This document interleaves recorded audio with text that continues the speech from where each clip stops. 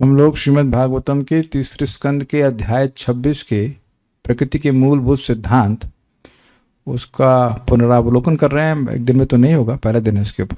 देखिए, पिछले अध्याय में कहा गया था, पिछले अध्यायों में कहा गया था कि 25 में तो बोलना शुरू कर दिए कपिल देव, उससे पहले वाले में भी कहा गया था। 25 में ही कहे थे ना? नहीं, 25 में तो कपिल देव बोलना शुरू कर दें। 24 में बोले थे कि भगवान तुम्हारे गर्भ में हैं और वो सांख्य योग का विस्तार करेंगे, भक्तियों के बारे में बताएंगे। तो पिछले अध्याय में भक्तियों की महिमा के बारे में बताया था। तो अब किसी भक्त के मन में जिज्ञासा ना रह जाए कि भाई सांख्य क्या होता है। देखिए, भक्ति अपने आप में परिपूर्ण है। आप लोग कल क्लास में आए ही थे, तो आप जानते हैं इसका कंक्लूजन क्या रहेगा कि भगवान की भक्ति करो। तो जब भक्ति कर रहा है तो उसको वस्तुतः सांख्य ऐसे पढ़ने की जरूरत नहीं है। लेकिन मान लीजिए किसी भक्त के मन में आ जाए कि सांख्य क्या होता, तो इसलिए उसको भी रख करके मन में भगवान इस अध्याय में सांख्य के बारे में अपनी माता देवाहुति को बता रहे हैं। मेरे साथ में बोलिएगा, श्री भगवान उवाच अथ ते संप्रवक्ष्यामि तत्त्वानां लक्षणं पृथक् यद विदित्वा विमुच्येता पुरुषः प्राकृते गुणैः।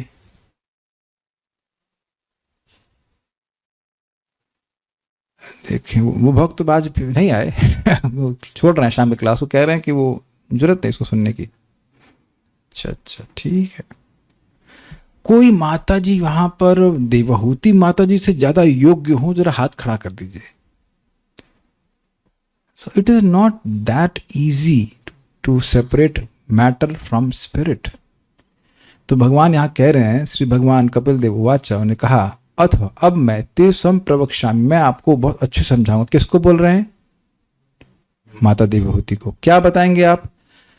पृथक तत्वानाम लक्षणम, या फिर तत्वानाम लक्षणम पृथक, तत्वों के पृथक पृथक लक्षण बताऊंगा। क्या जरूरत है बताने की?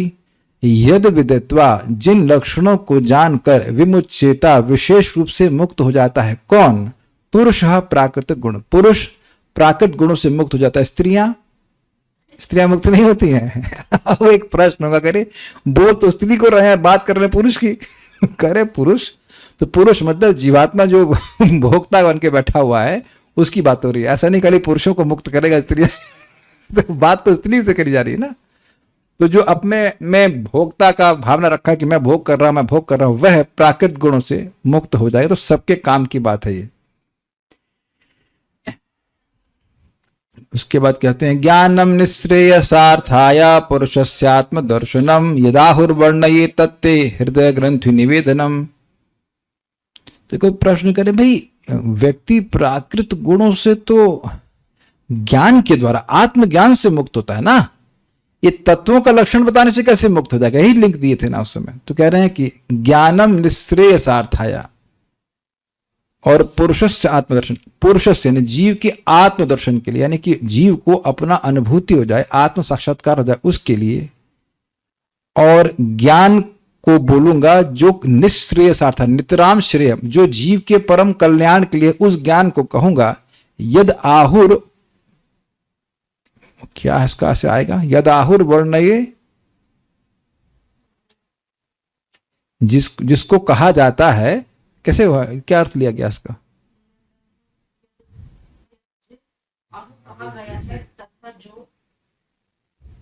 जिस ज्ञान को जीव के परम कल्याण के लिए कहा गया, यही तो अर्थ आ रहा है ना। हाँ, ये तो मैं बोला, यद ज्ञानम, जिस ज्ञान को मनुष्य के आत्मदर्शन की चरम सिद्धि के रूप में कहा गया है, तत्व, उसको मैं आपसे वर्णय यानी कहूंगा, और उससे हृदय ग्रंथि का भेदन हो जाएगा। हृदय ग्रंथि क्या है? मिथ्या अहंकार कि मैं ये देह हूं। ये बहुत बड़ा फायदा है। इसी से सारा बवाल हो रहा है हमारे जीवन में, ये बवाल खत्म हो जाएगा।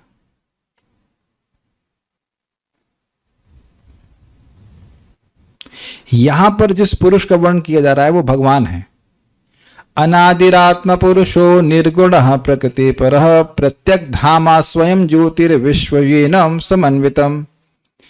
अनादि, वह पुरुष यानी भगवान अनादि हैं। इन पुरुष को प्राकृत गुणों से मुक्त होने की कोई जरूरत नहीं। ये कौन से पुरुष हैं? भगवान हैं, परमात्मा है। ये पहले से गुणों से परे हैं। तो इनके बारे में, इनके बारे में नहीं श्लोक, मतलब ये ज्ञान इनके काम का नहीं है ये हमारे लिए, हमारे काम का है। अनादिर आत्मा, आत्मा मतलब परमात्मा, अनादि है कि कोई आदि नहीं है। पुरुष है मतलब ये भोक्ता है। निर्गुण मतलब गुणों से,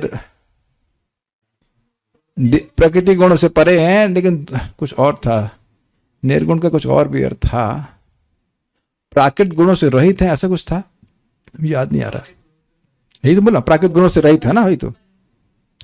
और प्रकृति परे मतलब क्योंकि प्रकृति के परे है, भौतिक जगत के परे है। प्रत्यक धाम मतलब ये सर्वत्र दिखाई पड़ते हैं, ये अनुवाद है। अच्छा अच्छा, ठीक है ठीक है। और स्वयं ज्योति यानी कि स्वयं प्रकाश है, यानी कि इनको कोई दूसरा प्रकाश नहीं देता। प्रत्येक धाम है मतलब सर्वत्र अपनी शक्ति के द्वारा दिखाई पड़ते हैं, ये अर्थ लिया गया था। और विश्वम ये ना समन्वितम, पूरा विश्व उनसे सम्यक रूप से युक्त है, मतलब हाँ पालित भी है, युक्त है, ये सब अर्थ लिए गए थे, उसमें प्रवेश किए हैं भगवान।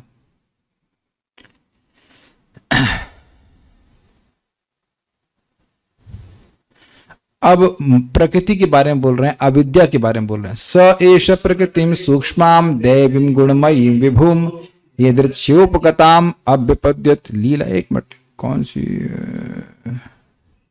नहीं गुणमयी है ना, तो प्रधान के बारे में बोल रहे हैं। स उन भगवान की ही, एष प्रकृति, स एष उन्हीं भगवान की ये सूक्ष्माम प्रकृति है। सूक्ष्म मतलब सूक्ष्म दिखाई नहीं पड़ती है। और दैवी गुणमयी, स एष विभु, उन्हीं भगवान की, उन्हीं सर्व समर्थ भगवान की यह प्रकृति है जो कि अत्यंत सूक्ष्म है और गुणमयी है, यानी कि रजगुण तमगुण सतगुण से युक्त है। और दैवी मतलब देवता की है, भगवान विष्णु से संबंधित है।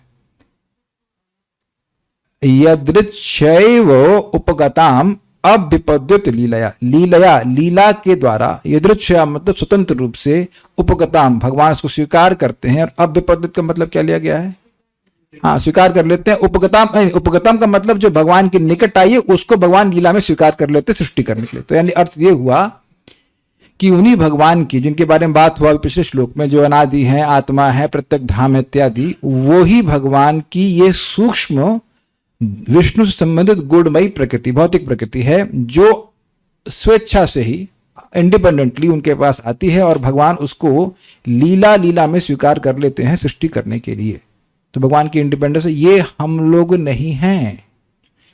हम लोग अपनी लीला में भगवान माया को स्वीकार रहे हैं। क्या गौरव प्रभु, आपकी लीला चल रही है, नौकरी की लीला समाप्त करने के बाद आप कथा वाली लीला में आ रहे हैं।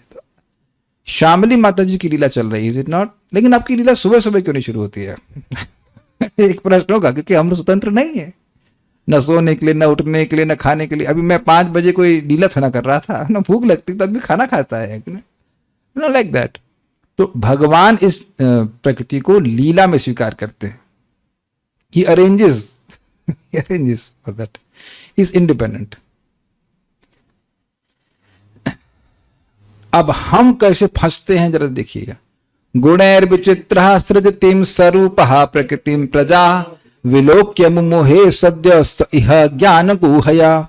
विचित्र गुणों के द्वारा, नहीं, गुणों के द्वारा स्वरूपा विचित्र सृजतिम प्रकृतिम, और प्रजा, जो प्रजा हो गए हम सब लोग जो जन्म ले रहे, और गुणे अर्थात रजगुण तमगुण और सतगुण के द्वारा विचित्र प्रकार की स्वरूपा प्रजा सृजति, जो प्रकृति है वह अपने जैसे रूप वाली प्रजा की सृष्टि करती है। आत्मा जो है वह प्रकृति के स्वरूप वाली नहीं है। आत्मा का आंख नाक कान प्रकृति के किसी रूप से मैच नहीं करता है। न हमारी आंखें प्रकृति के ऊपर गई हैं, न कान गए हैं, कुछ समझ रहे हैं? We are all transcendental. तो स्वरूपा मतलब गुणों से युक्त रूपों की रचना करती है। समझ पा रहे हैं बात? प्रकृति गुणमयी है, तो वो जितने भी रूप हैं, देवता के हों, मनुष्य के हों, तिर्यक यानी जानवर के हों, मछली के हों, वो सब प्रकृति के गुणों के ही बने। मैंने एग्जाम्पल दिया था आपको दिवाली के खिलौने वाला, वो चीनी के ही सारे अलग अलग खिलौने बने हुए। Is it okay? ये बात है। तो अब विलोक्य, इन रूपों को देख करके सद्य मुमोहे, जीवात्मा तुरंत मोहित हो जाता है। स इह ज्ञान गुहया, स मतलब ये जीव, जो वही जीव, भाई आप मैं और कोई नहीं, वही नहीं, हम सब। और यह ज्ञान गुहया का मतलब ज्ञान को ये आवृत, उसका ज्ञान आवृत हो जाता है। इस बड़ी सुंदर बात बोली गई थी कि जब सृष्टि की शुरुआत होती है, तो जीव यद्यपि अविद्या से ग्रसित है अनादिकाल से, लेकिन सृष्टि की शुरुआत में इस काइंड ऑफ इनोसेंट, वो उसको कुछ पता नहीं, भगवान का अनुभव है नहीं। तो अब भगवान का रूप का अनुभव है नहीं, और जीव वो भौतिक प्रकृति के रूपों को देख करके Mohit, this dress is so nice, ये शरीर बड़ा अच्छा है, ये देवता का शरीर मिल जाता, ऐसे करके फंस जाता। उसके बाद फिर चेन रिएक्शन, उसके बाद एक के बाद एक शरीर, एक के बाद एक शरीर उसको मिलता जाता है। ये हिसाब किताब है।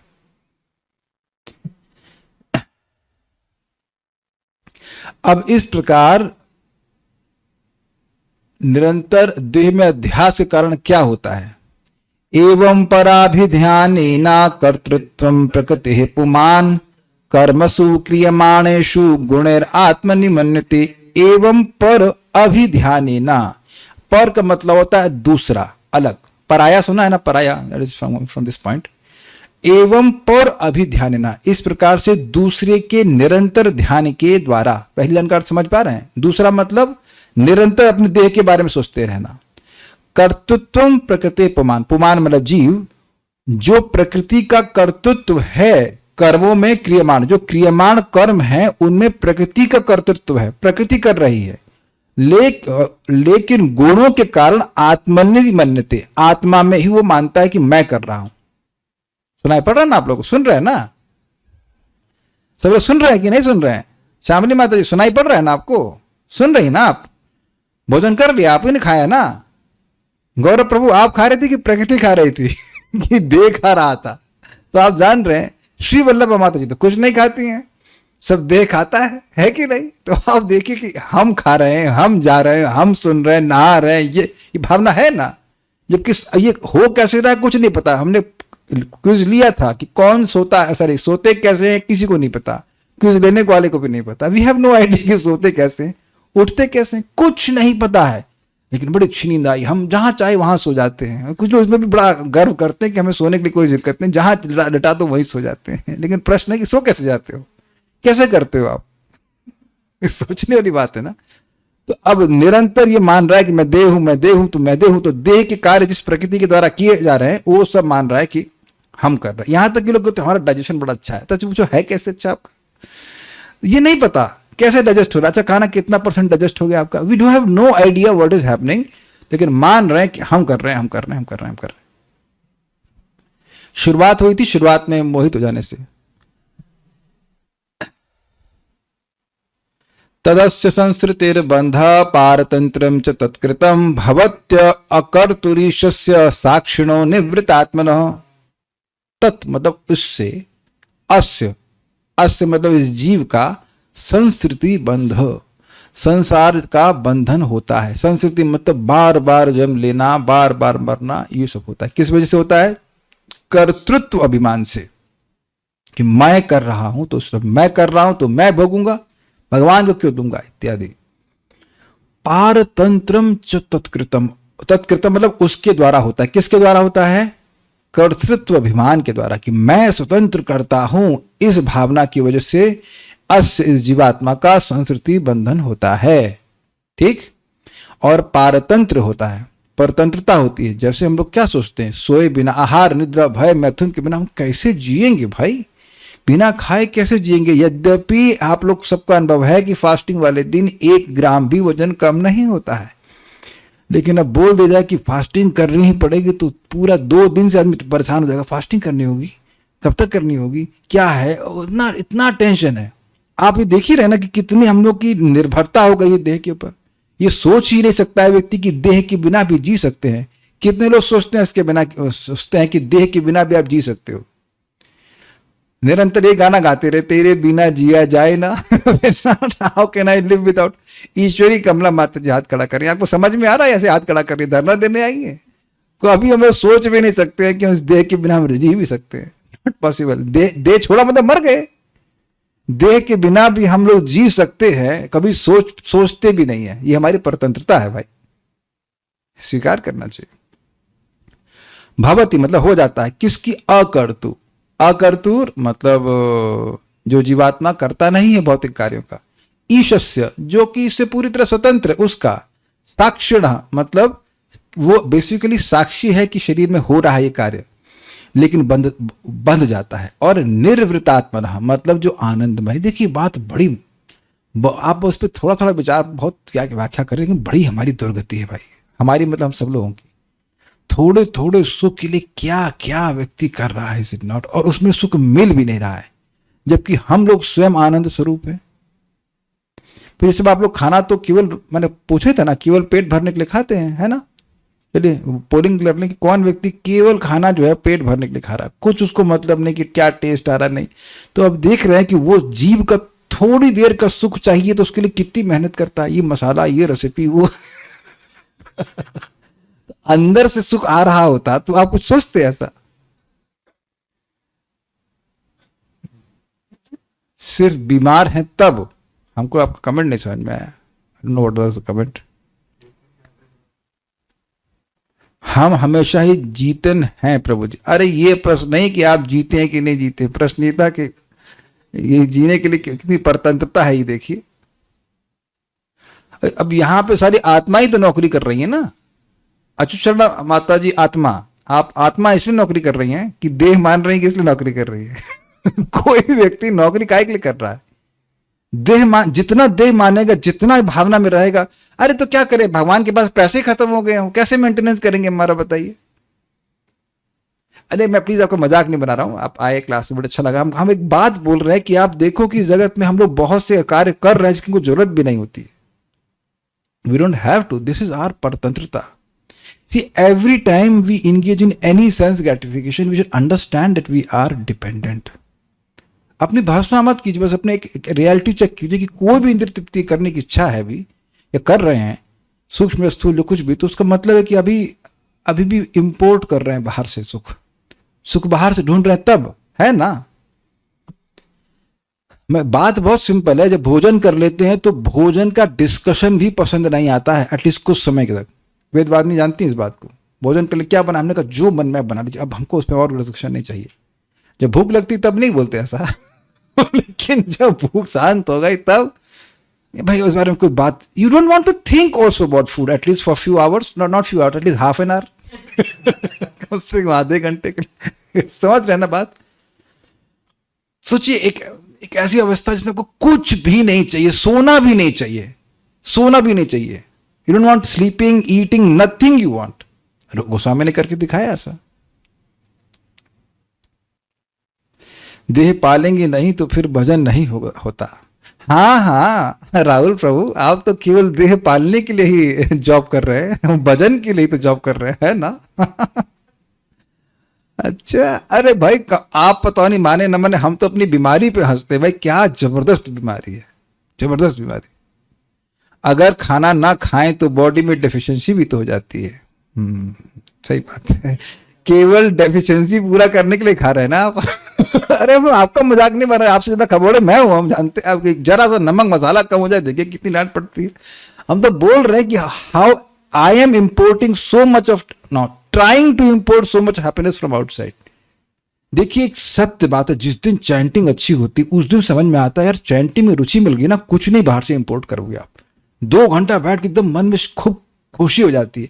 2 घंटा तो खा नहीं सकते हो खाना, और बाकी चीजों के बारे में बोलना नहीं चाहते हैं। This is very flickering happiness, आया और गायब ऐसे करके।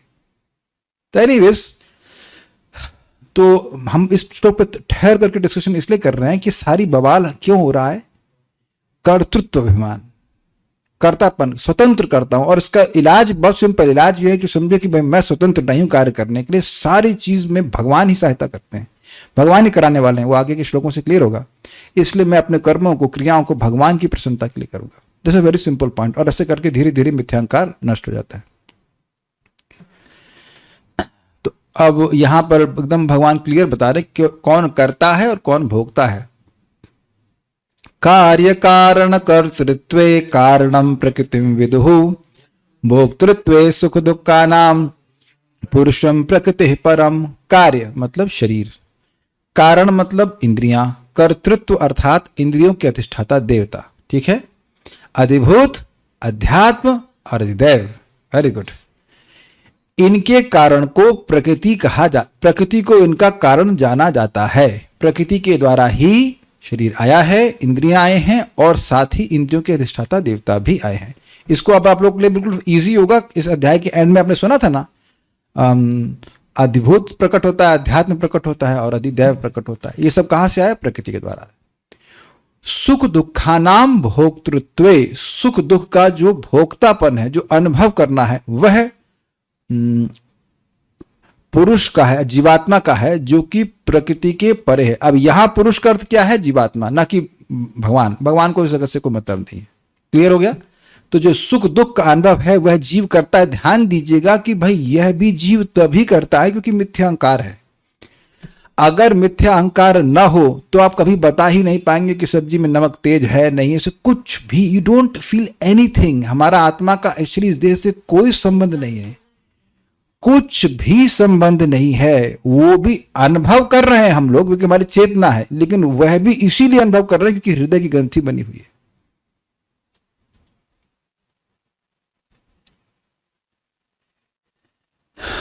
देखिए, इसको मैं समझाता हूं इस तरह से कि जैसे हम किसी को अपना कोई रिश्तेदार मानते हैं। अब जैसे आज एक माता जी बता रहे थे, शेयर इन द क्लास, मैं नाम नहीं रखूंगा, तो कहा प्रभु जी हम लोग लेट हो गए सुबह, मैं लेट हो गई सुबह जब मैं, क्योंकि हमारे घर में कोई व्यक्ति हैं जिनकी, कोई यंग व्यक्ति है, उनका शरीर छूट गया, तो हम लोग रात भर सो नहीं पाए। Is she here? May be she is not. मैं देखा तो था, शायद अभी वीडियो ऑफ है। तो अब आप ये बताइए कि हर दिन कोई मर रहा है कि नहीं? कई बार न्यूज आती 400 लोग मर गए, तब भी आप रात भर नहीं सोते। बहुत से यंग लोग मर रहे हैं, उसकी न्यूज आती रहती है, आपको कोई दिक्कत है, आराम से आप सो जाते हैं।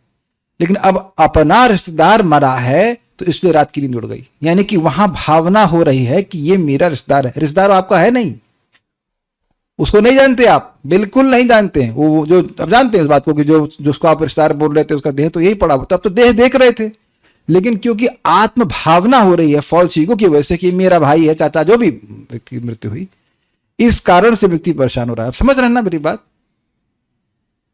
यही आप देख रहे हैं ना कि दो पुरुष हैं या दो व्यक्ति हैं, एक के मरने से कोई फर्क नहीं पड़ता और एक के मरने से फर्क पड़ता है।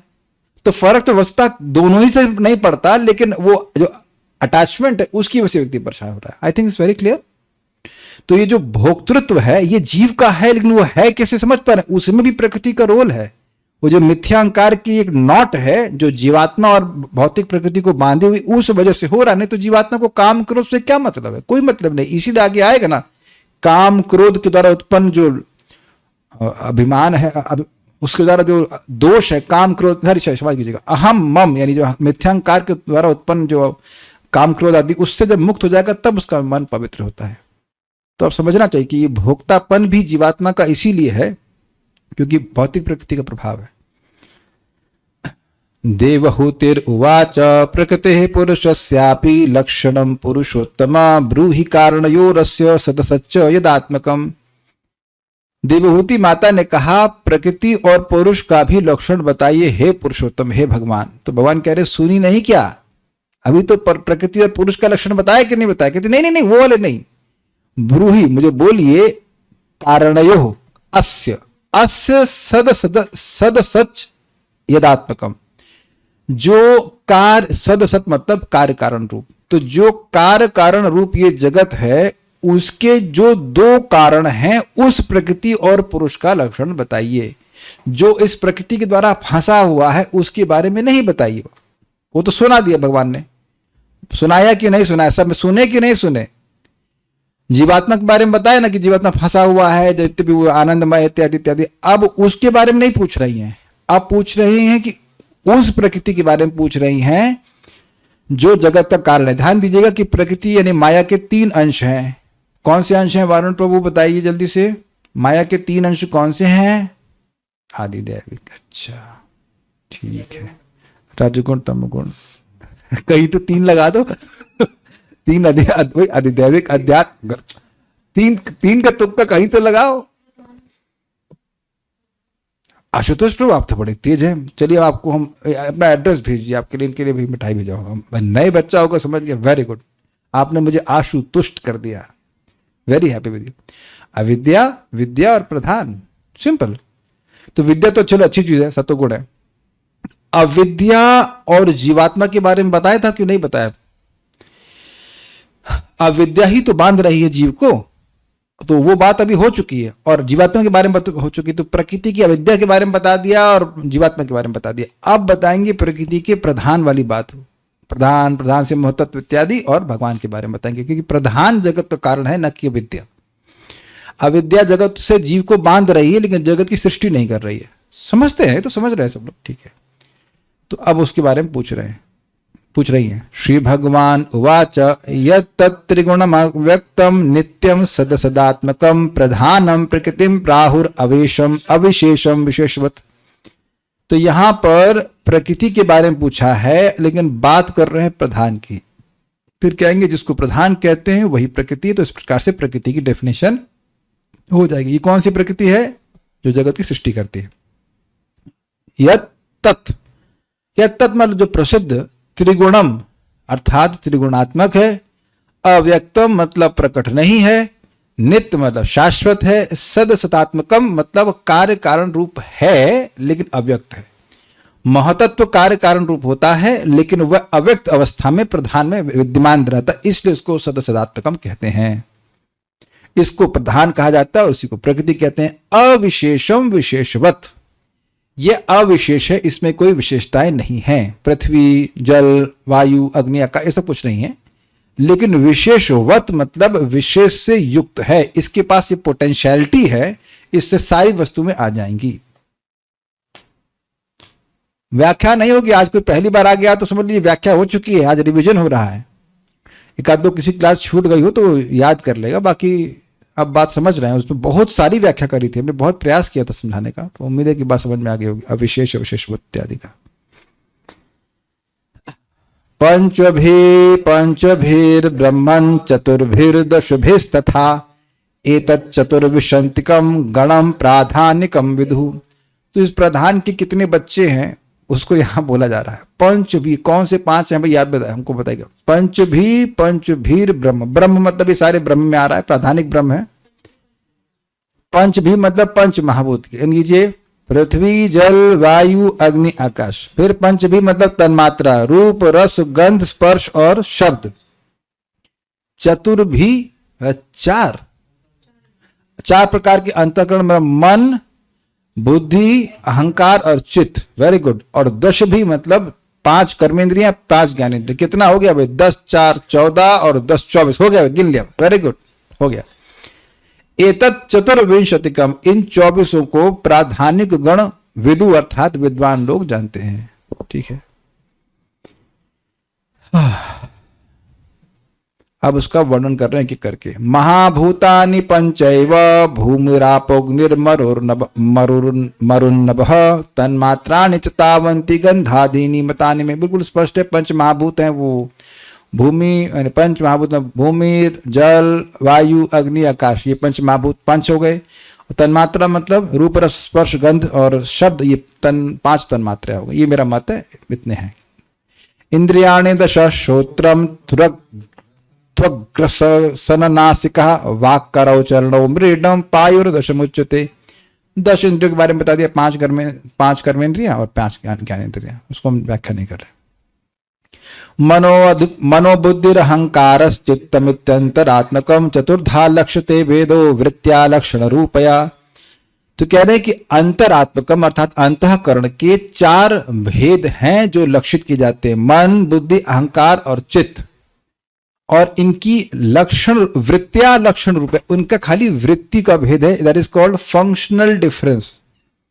है एक ही अंतःकरण, लेकिन जब वो अलग अलग प्रकार से कार्य करता है तो उसके अलग अलग लक्षण बताए जाते हैं, है ना। चित्त चीजों को ग्रहण करने का कार्य करता है। अभी आ जाएगा क्या क्या कार्य वो बताएंगे भगवान जी।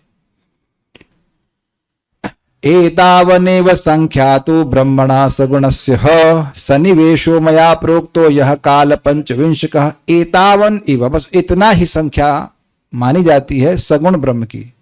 गुणों से युक्त ब्रह्म, प्राधानिक ब्रह्म की इतनी ही संख्या मानी जाती है, 24, उससे अधिक नहीं है।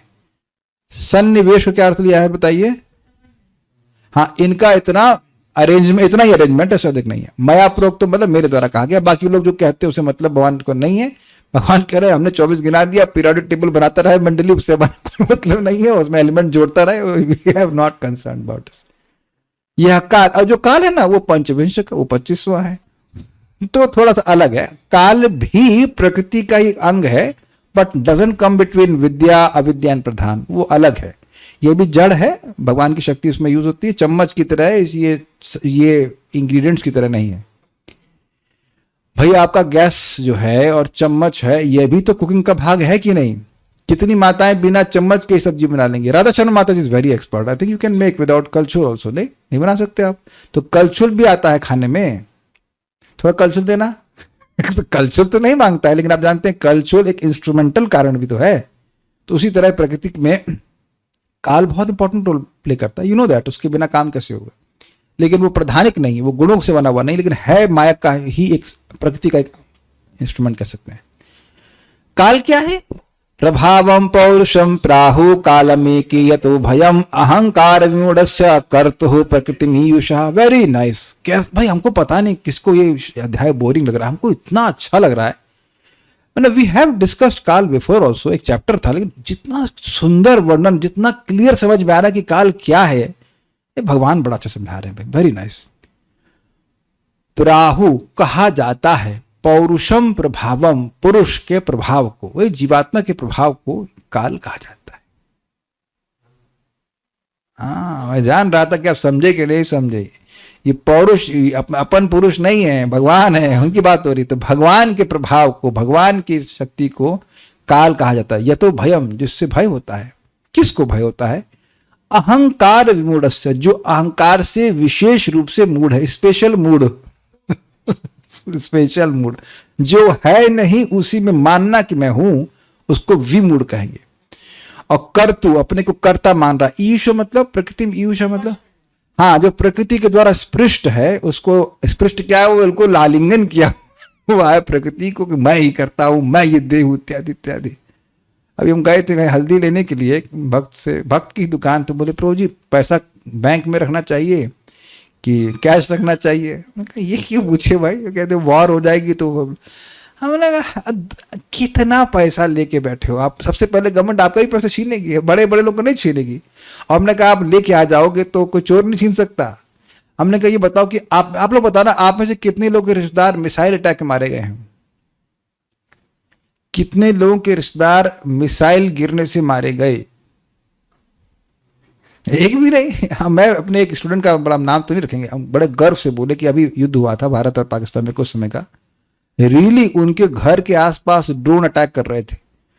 रियली वो आर्मी के एरिया में, जम्मू में रहती हैं, और उनके पिताजी अब आर्मी में है, तो वो लोगों को बनाना ही वहीं पड़ता है। हमने कहा छोड़ देंगे, नहीं पिताजी काम ही वहीं पे करते हैं। तो अच्छा, और वो भी हरे कृष्णा हरे कृष्णा। उस टाइम जब बम गिर रहा है, सब गिर रहा है, हमने कहा भाई ये इस प्रकार की जब जो ऐसा मतलब अमेजिंग कह सकते हैं फियरलेसनेस है, या पता नहीं फियरलेसनेस है कि फियर, हमको नहीं पता, लेकिन जब करना तो नहीं रोका उन्हें। क्या करेंगे आप बताइए? This things are just beyond your control. इतना अभिनिवेश, इतना अभिनिवेश। सब लोग मिसाइल से तो मर रहे हैं ना, और सब लोग मर ही रहे हैं ना। तो ये जो भय है ये काल के द्वारा होता है। लेकिन किसको होता है? जो अहंकार से विशेष रूप से मूढ़ है, वह जो मानेगा कि वह देह है, उसको जरूर ये भय होगा। ये स्वप्न हमको बहुत अच्छे एग्जाम्पल देता है। आज पता नहीं स्वप्न, इतना इंपॉर्टेंट स्वप्न आ रहा था। कोई मेरे घर में आया, श्रुति रस्तोगी माता जी आई थी, वो बिजनेस प्लान लेके आई थी, और मेरे मामा जी उसको डिस्कस कर रहे थे। और कैसे मैं उठ सकता हूँ, इतना इंपॉर्टेंट डिस्कशन हो रहा है, बताइए।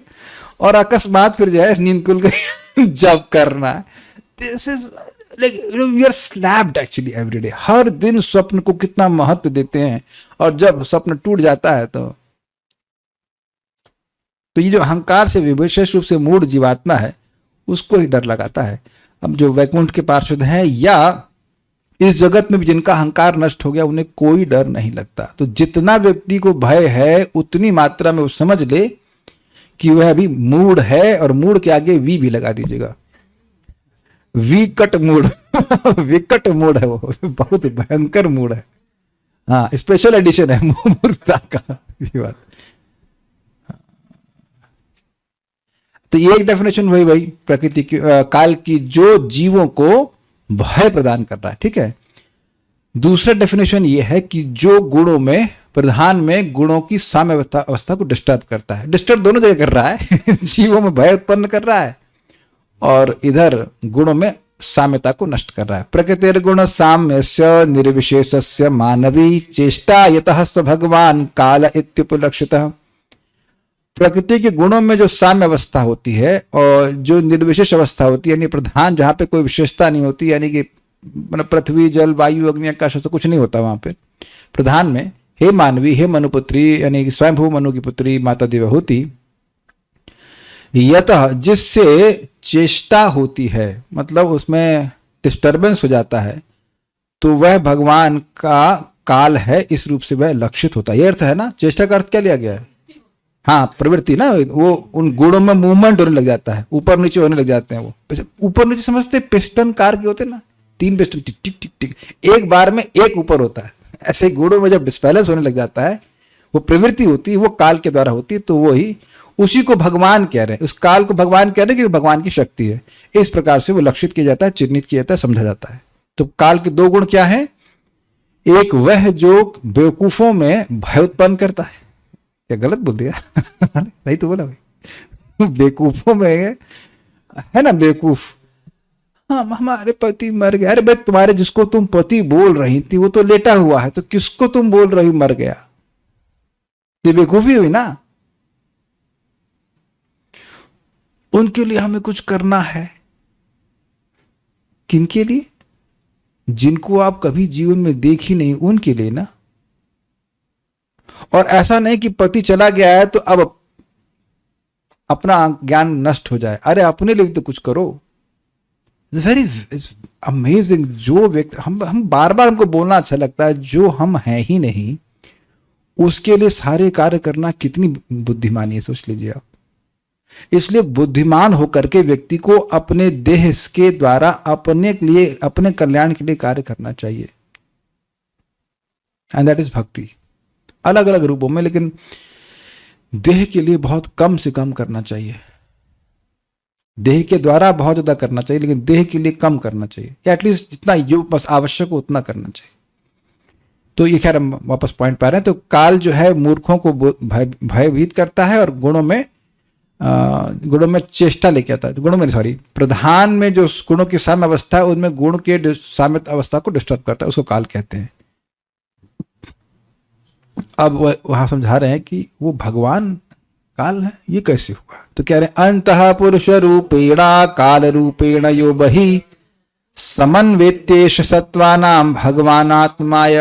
अंतः पुरुष रूपेण, जो अंदर में परमात्मा के रूप में, और काल रूपेण यो बहि, जो बाह्य जगत में काल के रूप में है, वही काल बाहर जगत में काल के रूप में है। अब ये बताइए क्या अर्थ है समन्वेत्य एष सत्वानाम। समन्वेत्य का मतलब होता है प्रवेश किए हैं, विद्यमान किए हैं, वही भगवान विद्यमान किए हुए। सत्वानाम मतलब प्राणियों में, है ना। वही भगवान अपनी शक्ति से, अपनी माया से, अपनी शक्ति से अंतः पुरुष यानी कि परमात्मा के रूप में सभी जीवों के हृदय में और बाह्य रूप से काल रूप में व्याप्त हैं, ये कह रहे हैं। ठीक है, ये बोलना है। इसलिए अलग नहीं है, जो अंदर हैं वही बाहर रूप में काल रूप से वो नियामक कर रहे हैं। अब यहां पर बात आ रही है कि प्रधान कैसे जगत का कारण बन रहा है। देखिए प्रश्न यही था ना कि वह पुरुष और प्रकृति बताइए, इन दोनों के बारे में बताइए जो इस जगत के कारण, ये प्रश्न था। तो अब बता रहे हैं कि कैसे प्रकृति जगत की सृष्टि करती है भगवान की दक्षता में। दैवात शुभित धर्मण्याम स्वस्याम योनौ परः पुमान् आधत्त वीर्यम सासूत महत्तत्वम हिरण्मयम। दैवात, दैव से, जीवों के अदृष्ट भाग्य से, शुभत धर्मण्याम, शुभ धर्म वाली, मतलब यानी कि देखिए जो प्रधान था उसमें गुणों की साम्यावस्था थी, तो अब उसका धर्म क्या है? इक्वानिमिटी। रजोगुण, तमोगुण, सतोगुण, ये उसका अनबैलेंस स्टेट है, सॉरी बैलेंस स्टेट, ये प्रधान का धर्म है। लेकिन अब प्रकृति कैसे हो गई? शुद्ध धर्म वाली, डिस्टर्ब धर्म वाली हो गई, यानी कि गुणों में असाम्यता हो गई। स्वस्याम योनौ परापुमान, तो समझ में आ रहा भगवान है। स्वस्याम योनौ मतलब, हाँ ठीक है, योनौ मतलब जगत की उत्पत्ति स्थान। तो जो भगवान की प्रकृति है, जो जगत के कारण है, वो शुद्ध धर्म वाला हो गई, मतलब गुणों में डिस्टर्बेंस हो गया। और इससे आधत्त वीर्यम ससूत, मतलब भगवान के वीर रूपी चित शक्ति को स्वीकार करके उसने जन्म दिया। किसको जन्म दिया? महतत्व को। कैसा था? हिरण्यमय, गोल्डन रूप का महतत्व को जन्म दिया, जिसमें गुण डिस्टर्ब है, उसमें सत्वगुण बढ़ा हुआ है महतत्व में। ये क्या है महतत्व? विश्वमात्मगतम व्यंजन कूटस्थो जगदंकुरः स्वतेजसा पिबत तीव्रम आत्म प्रस्वापनम तमः। विश्वम आत्मगतम व्यंजन, जो विश्व उसमें आत्मगत था, प्रलय के समय सारा विश्व महतत्व में लीन हो जाता है, उसको व्यंजन अर्थात प्रकट करते हुए ये महतत्व के गुण चल रहे हैं। कूटस्थ, कूटस्थ मतलब जो अविकारी होता है, यही है ना? निर्विकारी है, अपरिवर्तनशील रहता है। जगत अंकुर, और जो जगत का अंकुर स्वरूप है, उसने स्व तेजसा अपिबत, अपने तेज से पी लिया। क्या पी लिया? तीव्रम अर्थात घोर तमह, घोर अंधकार, प्रलयकालीन घोर अंधकार को पी लिया। जो आत्म प्रस्वापनम, जिस प्रलयकालीन अंधकार ने महतत्व को कवर कर लिया था, उसी महतत्व ने अपने तेज से उस अंधकार को पी लिया। यह है तो महतत्व के कुछ गुणों का वर्णन हुआ। अब यहां पर चित्त है ना, चित्त की बात कर रहे हैं ना। एक चित्त है, फिर नहीं, रुकिए, चित्त की बात नहीं कर रहे हैं, बात कर रहे हैं महतत्व की बात कर रहे हैं।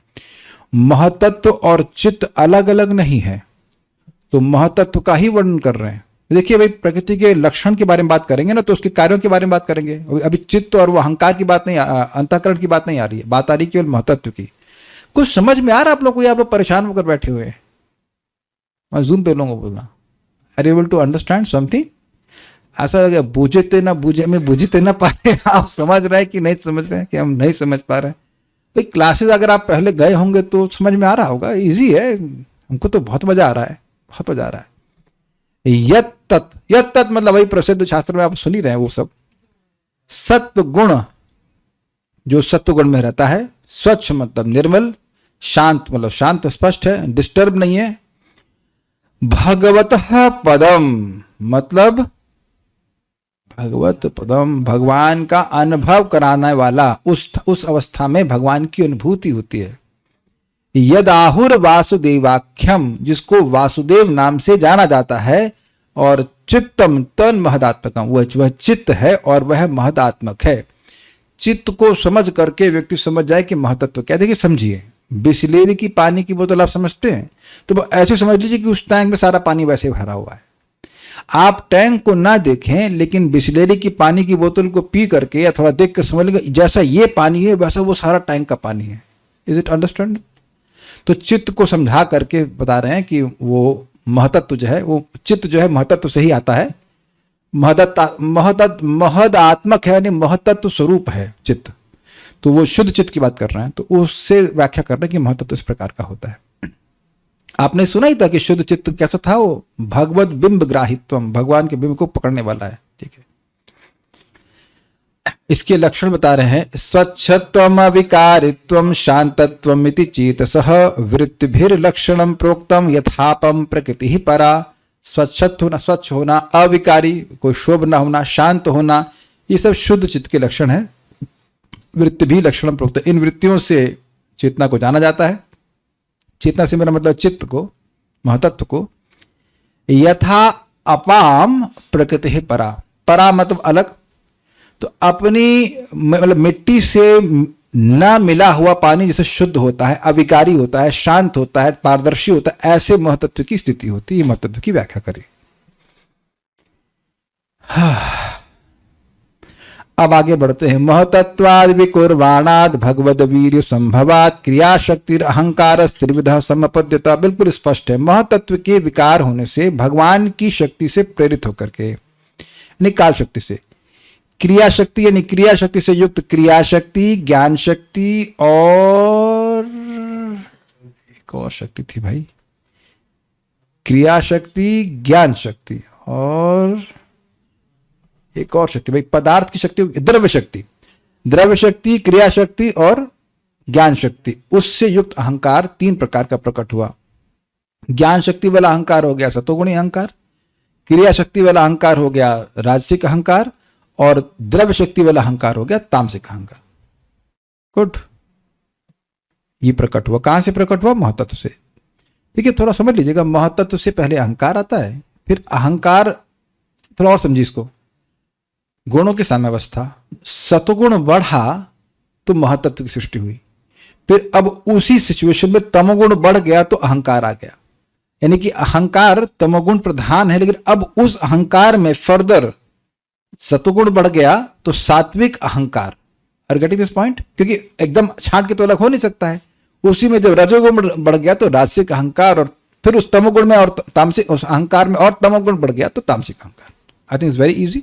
ठीक है, उनके नाम रख रहे हैं, वैकारिकस्तैजश्च तामसश्च यतो भवः मनसश्चेन्द्रियाणां च भूतानां महतामपि। वैकारिक मतलब सात्विक अहंकार, तेजस अर्थात राजसिक अहंकार, तामस मतलब तामसिक अहंकार। 3 प्रकार के अहंकार प्रकट हो गए।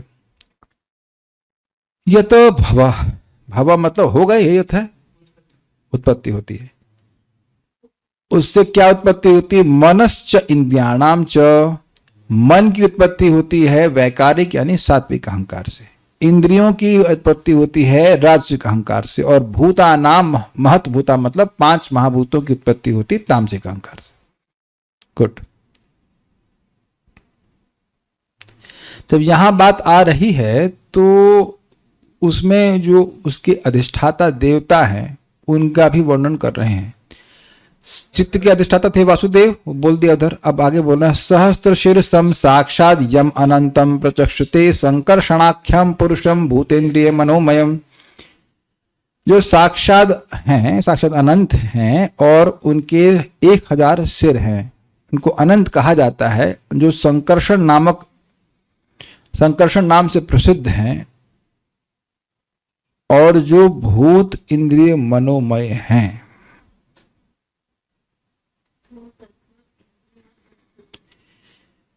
देखिए, बात ये हो रही है, बात हो रही है अहंकार की, लेकिन अहंकार के उपास्य देवता कौन है? भगवान संकर्षण है। अभी आप आगे भी सुनने वाले हैं।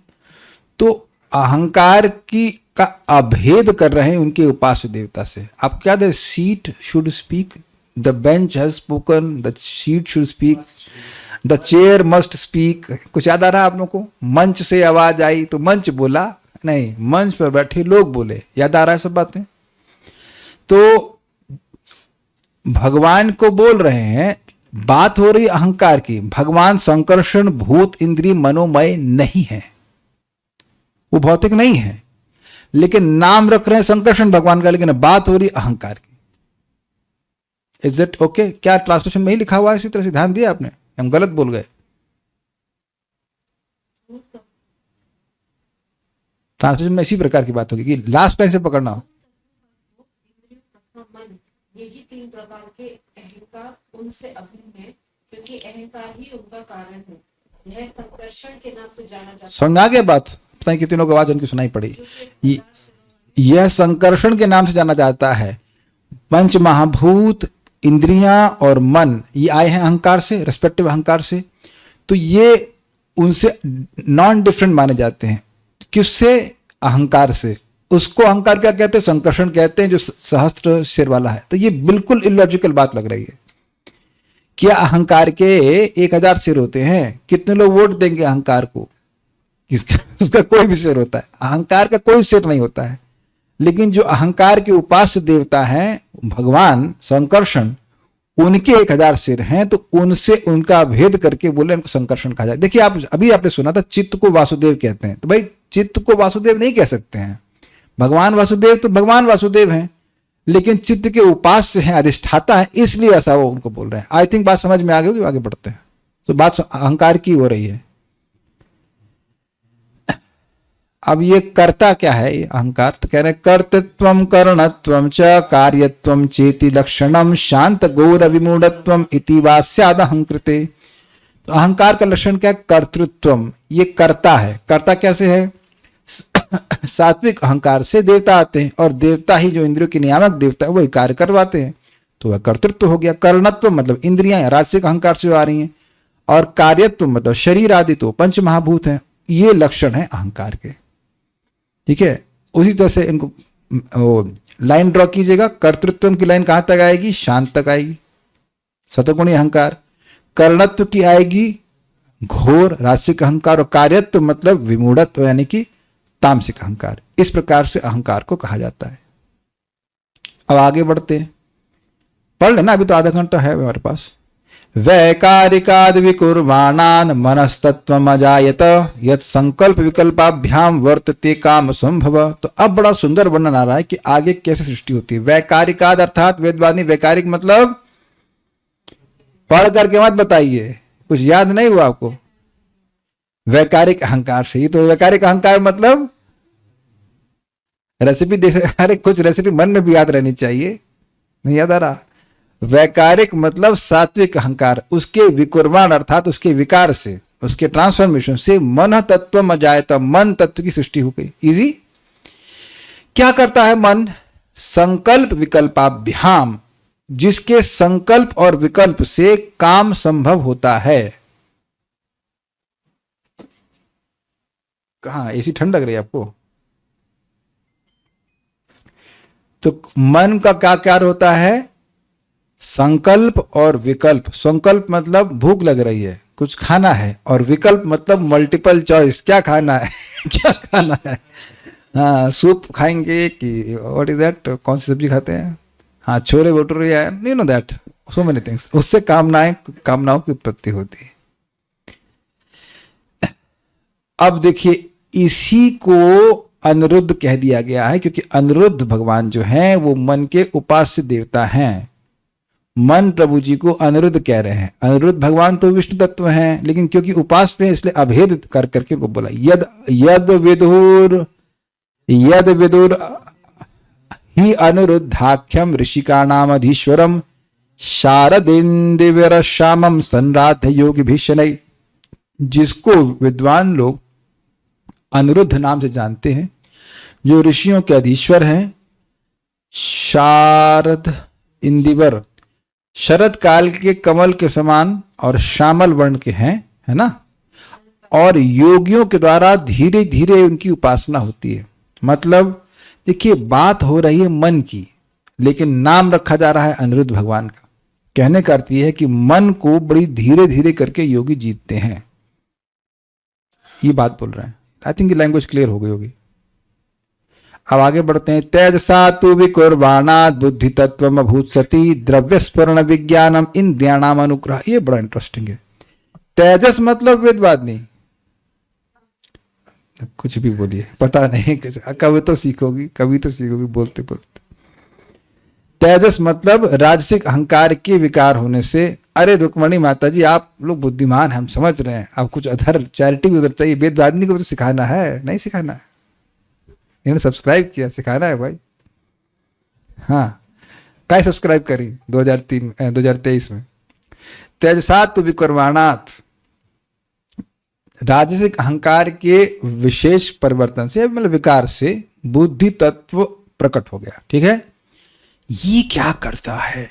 द्रव्य स्फुरण विज्ञानम, द्रव्य का स्फुरण कराता है और विशेष ज्ञान कराता है। तो बात आ रही थी यहां पर कि देखिए, चित्त जो है वो ग्रहण करता है, कुछ है, लेकिन अब उसके बाद बुद्धि प्रोसेस करती है कि है क्या। कोई आवाज आई तो आवाज बुद्धि ने नहीं ग्रहण करी, कुछ आवाज हुई, अब किसकी आवाज है, क्या आवाज है, कहीं बम तो नहीं गिरा या whatever, मतलब क्या है, उसकी स्फूर्ति होती है, आकृति प्रकृति क्या, वो सब कुछ जो है बुद्धि एनालिसिस करती है। इस प्रकार से वह इंद्रियों का अनुग्रह करती है। इंद्रियां लेके आती है इंफॉर्मेशन, ये लीजिए मैडम जरा बताइए क्या है, तो टेस्ट करके बताती है, ये है वो है इत्यादि।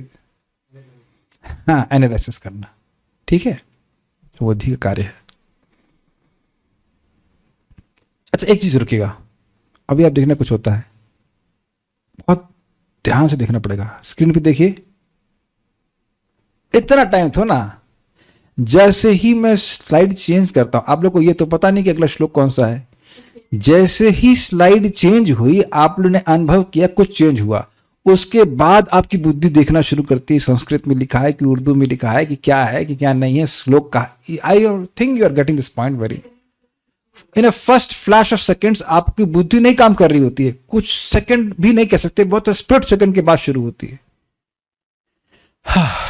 और क्या बुद्धि के कारण कार्य हैं? संशयोथ विपर्यासो निश्चय स्मृतिरेव च स्वाप इत्युच्यते बुद्धिर लक्षणम वृत्तितः पृथक। ये बहुत अच्छा लगा हमको।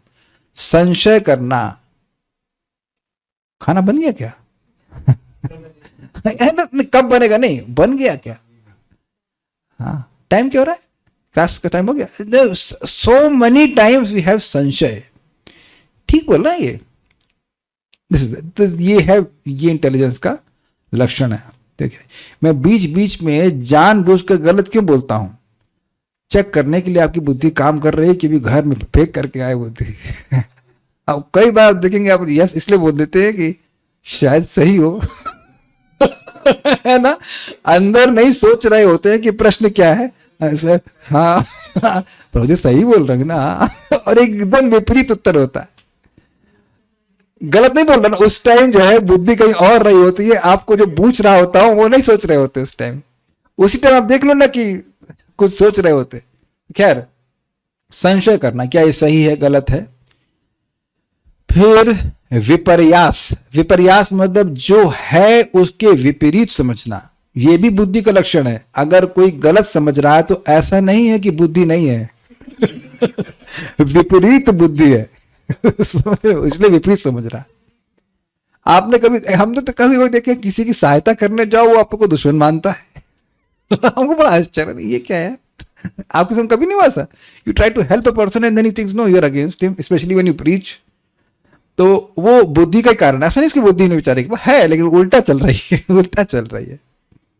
हमको ऐसे हम नाम दे रहे हैं। हमारी मामा जी पहले भक्ति में आए तो मामी बड़ी घबरा गई, कहीं लगता ही नौकरी छोड़ देंगे। अब वही मामी 32 माला जब कर रही है, तो उन्हें व्यक्त नहीं किया था, लेकिन बाद में उनको बोली।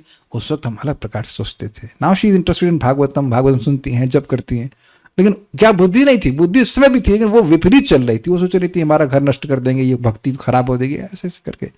कुछ लोग सोचते हैं गीता रखने से घर में झगड़ा हो जाएगा, तो ये भी बुद्धि है, लेकिन ये विपरीत बुद्धि है। So this is like that. निश्चय मतलब विपर्यास के एग्जाम्पल दिए गए थे, जैसे कि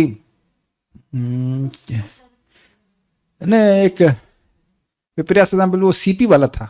सीपी है, उसको उसमें लग रहा है चांदी की बनी हुई है, जो है नहीं उसके विपरीत सोचना, ऐसा करके।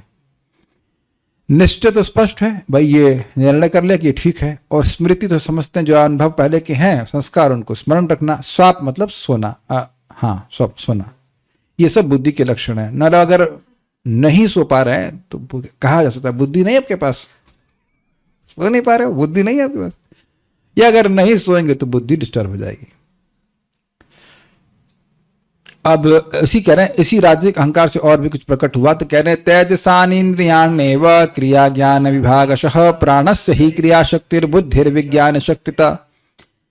तेजस अहंकार से ही इंद्रियाणी प्रकट हुई। इंद्रियाणी एव, एवाकार क्यों लगा रहे हैं? क्रिया ज्ञान विभाग, क्रिया शक्ति और क्रिया विभाग और ज्ञान विभाग, यानी कि कर्मेंद्रियां और ज्ञानेन्द्रियां दोनों तेजस अहंकार से उत्पन्न हुई। कहने करती है कि कोई कहे अरे सतगुण से ज्ञान होता है, तो ज्ञानेन्द्रियां तो सात्विक अहंकार से आनी चाहिए थी, इसलिए यहां एवकार लगा रहे कि नहीं नहीं नहीं नहीं, ज्ञानेन्द्रियां भी सात्विक राजसिक अहंकार से ही प्रकट होती हैं। ठीक है। प्राणस्य ही क्रिया शक्ति, प्राण में क्रिया शक्ति होती है। इससे समझ में आता है कि प्राण भी तेजस अहंकार से आता है, और ये जो हमारे इंद्रियां उनको कार्य करने की शक्ति देता है। और बुद्धिर विज्ञान शक्तिता, यानी कि प्राण का लिंक है कर्मेंद्रियों से और बुद्धि का लिंक है ज्ञानेंद्रियों से। विज्ञान मतलब वस्तुओं का ज्ञान देता है ना, आपने सुना था ना, इंद्रियाणाम अनुग्रह, इंद्रियों पे अनुग्रह करती है बुद्धि, तब इंद्रियां कुछ कर पाती हैं। तो यानी कि ज्ञानेंद्रियों का लिंक बुद्धि से है और कर्मेंद्रियों का लिंक प्राण से है। ये बात है अपने कार्यों को करने के लिए। तामसिक अहंकार के बारे में आप लोग थक गए तो हमें रुक जाएं। थक गए छोड़ दें, ठीक है, वैसे तो बहुत इजी था सब कुछ। चलो आज छोड़ दे रहे हैं, बहुत देर से हो गया क्लास। अभी आगे वाला जो है कल पढ़ा देते हैं, है ना। तो अभी तामसिक सृष्टि कल पढ़ा देंगे। फिर स्टॉप ना। श्रीमद् भागवतम की जय, श्रील प्रभुपाद की जय, निताय गौर प्रेमानंदे।